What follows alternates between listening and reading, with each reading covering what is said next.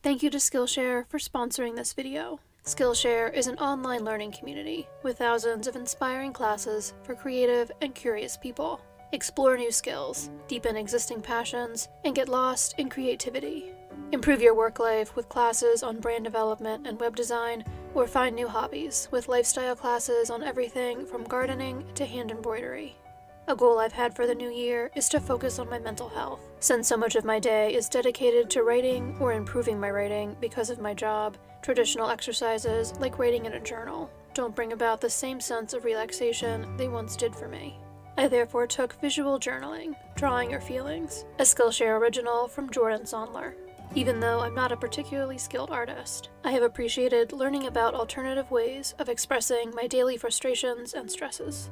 Skillshare is curated specifically for learning, meaning there are no ads, and they're always launching new premium classes, so you can stay focused and follow wherever your creativity takes you. With an annual subscription, Skillshare is less than $10 a month. No matter what 2021 brings, you can spend it creating something meaningful with Skillshare's online classes. The first 1,000 of my subscribers to click the link in the description will get a free trial of premium membership, so you can explore your creativity. Thank you.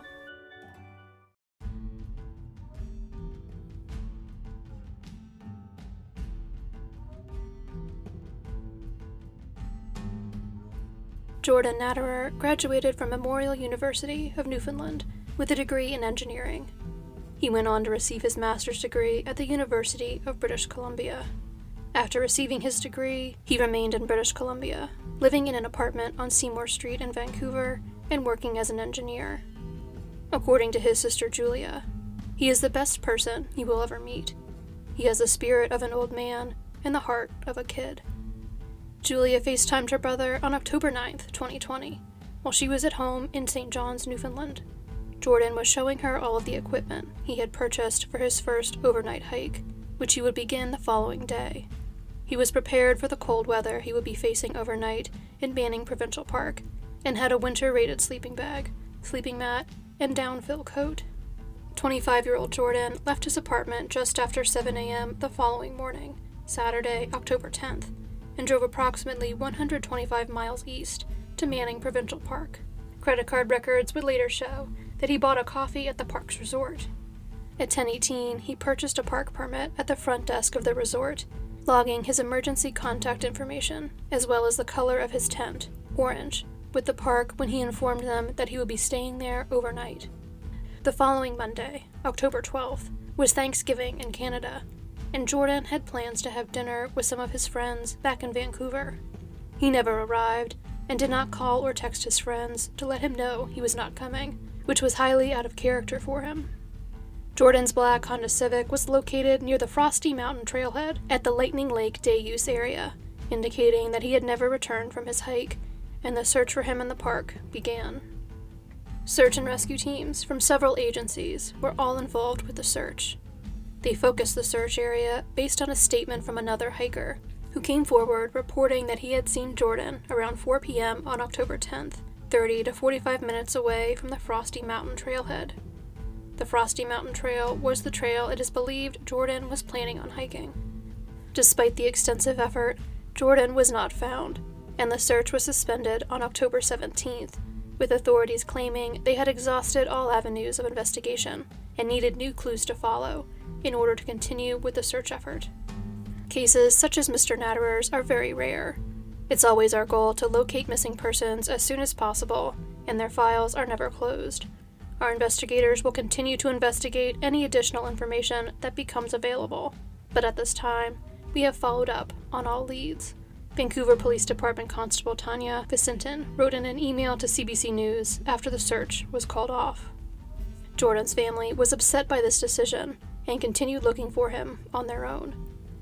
Jordan's parents, Josie and Greg, had flown to British Columbia from Newfoundland to aid in the search effort. Once the official search was called off, they had to figure out how to keep the effort going on their own. They set up a GoFundMe to raise funds for a private search, which costs thousands of dollars a day to perform.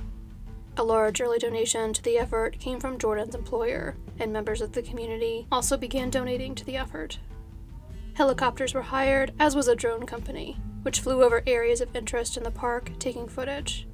The images the drones captured were then meticulously inspected by a network of volunteers looking for any signs of Jordan or his belongings. The Naterer family did believe the official search should also continue. The day after it was called off, a bag with a hat and sunglasses believed to belong to Jordan was discovered by another hiker, and the Naterers argued that these items constituted new clues that needed to be followed up on by the authorities. The official search had covered an area to the lower right side of the trail, but based on the location where the items were found, the search should have been more towards the left of the trail. Pieces of synthetic down filler, consistent with a type found in Jordan's apartment, which he used in craft projects, was also found in the park, outside of the area that had been officially searched.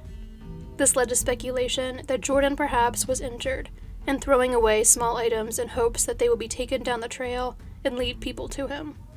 When Jordan's family was finally able to access his cell phone records, they further supported the notion that the official search had been in the wrong area. Jordan's cell phone pinged at 12:30 on the afternoon of October 10th, roughly 2.5 miles southeast of the Manning Resort on the Windy Joe Mountain side of the trail loop. Jordan's family believes that he may have hiked the trail in reverse in order to get to two trails near the bottom of Windy Joe Mountain that would get him to the campground where he would be spending the night earlier.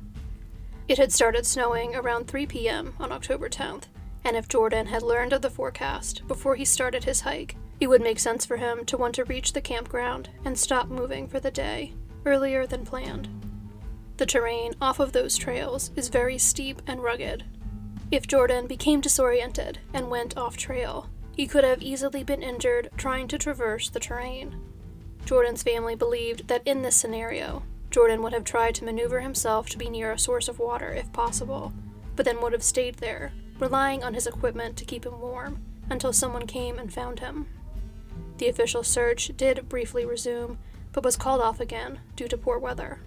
The private ground search continued until November 7th, when the weather deteriorated to the point where it was no longer possible to continue. Greg and Josie Naterer made the difficult decision to leave British Columbia without finding Jordan, stating that it was important for them to be with their 2 daughters. Their efforts to find Jordan have continued, even though they are no longer in the area, with new aerial searches and review of their footage continuing even after they returned home. Greg and Josie have expressed their immense gratitude to the numerous individuals who have donated their time and money to the search effort, and to everyone who has supported them through this difficult time for their family. We're just overwhelmed by how many people out there care about our well-being, Greg told The Telegram, a daily newspaper in St. John's. For that, we are profoundly grateful.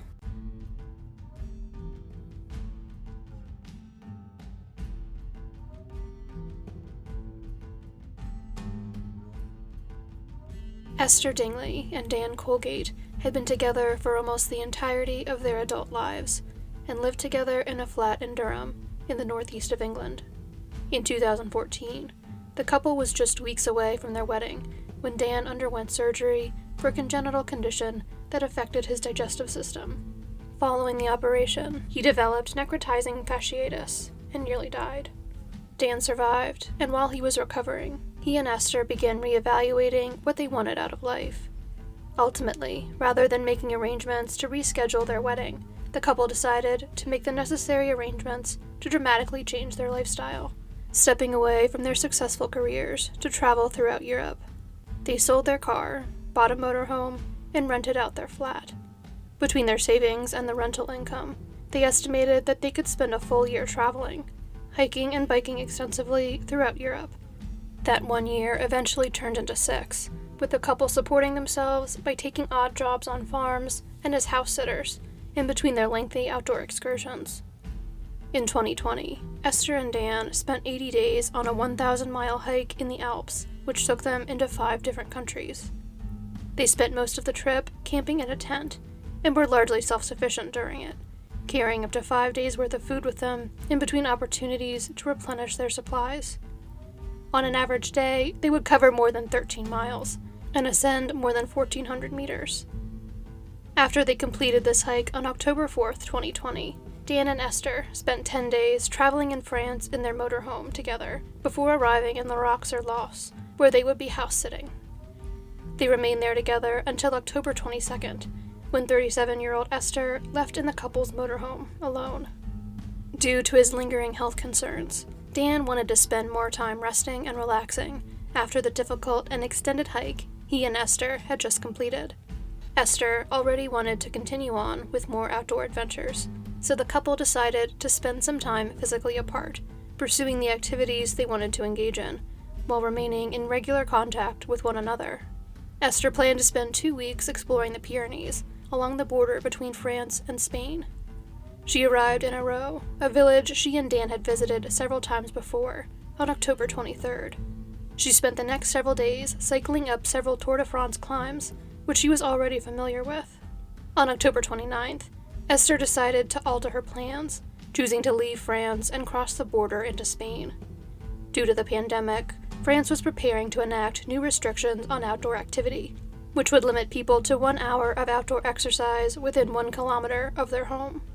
In Spain, she would still be able to explore the Pyrenees, engaging in single-day excursions and multiple day-long hikes. Eventually, due to the restrictions in France, Esther decided to extend her trip so that she could take advantage of the unseasonably warm weather in Spain and enjoy some more time outdoors before rejoining Dan in France and being required to remain mostly indoors. On November 21st, Esther set out on one final hike, which she anticipated lasting 4 or 5 days, before the end of her trip. She sent Dan a photograph of her map, showing him the area where she would be hiking before she began. She did not have a strong cell signal on the majority of the trail, but did have one when she reached the top of Pic de Sauvegarde around 1 o'clock that afternoon. She sent several messages while she had the signal before making her descent and spending the night at a tourist shelter. Esther returned to Pic de Sauvegarde the following day, November 22nd, and again contacted her loved ones from the peak. She sent several messages, as well as 2 selfies. Just after 4 p.m., she had a video call with Dan. She has not been heard from since, and there were no further sightings of her. She was reported missing on November 25th, the latest day she planned to return to the motorhome by, when she failed to contact Dan. There were 2 ways for Esther to descend from the peak. She could go back the way she came, as she had the day before, or take a trail that would lead her into France at the Port de Venasque. Esther told Dan, as well as several other people she encountered on her ascent on the 22nd, who later spoke with authorities, that she planned to take the latter option and try to spend the night at the Refuge Venasque, a bunk room available for hikers. In November, it was left unlocked and unmanned, and there was no guest book or other means of tracking who stayed there. It is unknown if Esther ever reached it. The search for Esther began on the morning of November 26th, with search and rescue teams from both Spain and France participating in the effort. The weather had turned by that day, and the first 2 days of the search were complicated by cloudy weather and a small amount of snow. The sun returned for the next several days, improving visibility in the area. In addition to the teams on the ground, helicopters and high-powered telescopes were used to scan the area. The search initially focused on Esther's planned route, and then expanded to the alternative paths she could have taken. The trails she was on were largely well-defined and surrounded by open space, and less challenging in comparison to the conditions Esther had just successfully hiked in the Alps. There were some small sections that were more challenging, requiring the use of a handrail drilled into the rock, and the areas below them were also early areas of interest in the search. The search expanded to eventually cover a wide area surrounding Esther's last known location. She was in excellent physical condition and could maintain a faster-than-average hiking speed, requiring search teams to explore the possibility that she had made it quite a distance away from her last known location, even traveling on foot. Esther's partner Dan also searched for her on the French side of the border, and remained in contact with the search teams both in France and in Spain to inform them of Esther's habits and experience. Esther was an extremely experienced hiker, but according to Dan, she did not use this as an excuse to take chances. She was not one to go off trail or ignore safety protocols, particularly when well-defined trails with so much visibility were available, as they were in this area. The trails Esther had been hiking were largely surrounded by open space, with little cover to obscure her from view had she suffered some sort of accident and fallen off the trail. Esther also knew how to make herself visible to searchers, using the equipment she had with her. Every rock and crevice off of the trails were searched, but neither Esther nor any of the equipment she had taken with her was found. There was no electronic footprint for Esther after her last known video call. Esther habitually tried to conserve her cell phone battery when hiking, and had reported poor reception in the area she was last known to have been hiking. However, reception was much better on the French side of the border, where she had been heading, so she most likely would have found a signal had she attempted to use her phone when she was in France. Investigators have identified 3 general scenarios Esther's disappearance could fall under: a voluntary disappearance, the involvement of an unknown individual, and an accident. According to both Dan Colgate and Esther's mother, a voluntary disappearance would be completely out of Esther's character, and she would never go from speaking to both of them nearly every day to completely cutting off communication. Furthermore, there has been no activity on Esther's accounts since she went missing, and she did not make any large withdrawals prior to her disappearance. There have been no sightings of her anywhere in France or Spain, despite media coverage of her disappearance. Snow returned to the search area on December 2nd, but this time it was falling much heavier than it had in the early days of the search, and the large-scale effort gradually came to a close in light of the weather. Authorities are still investigating the case, but the cover of snow on the mountains limits the chances of finding further physical evidence that could point towards Esther suffering an accident or some sort of foul play. Esther's family is currently being supported by LBT Global, a charity organization which offers support to British families facing a crisis abroad. Esther remains missing.